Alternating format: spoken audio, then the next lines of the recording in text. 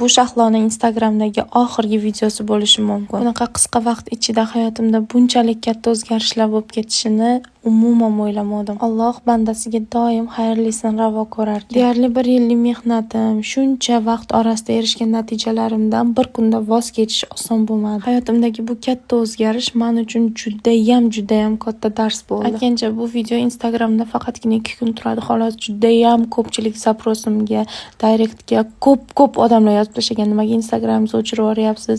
Nima sabab bo'ldi? Nimaga yo'qolib qoldingiz deb xavotir olganlar judayam ko'p bo'ldi. Endi asosan Instagramda emas, Telegramda ijod qilsam kerak menimcha. Nima sababdan Instagramimni polni o'chirib tashlaganimni hammasini Telegram kanalimda gapirib beraman. Chunki Instagramda bemalol gapirib qo'yishning iloji yo'q. Videoni montaj qilib keyin joylash kerak. Undan ko'ra Telegramda 100% to'liq aytib berish judayam oson. Shu sababdan Telegram kanalimga kirsalaring, hammasini o'zingizlar ko'rib, eshitib, xulosa qilasizlar o'rtoqlar. O'zingizlar ehtiyot qilinglar, sizlar yaxshi ko'raman, qadrli lyubimchiklarim.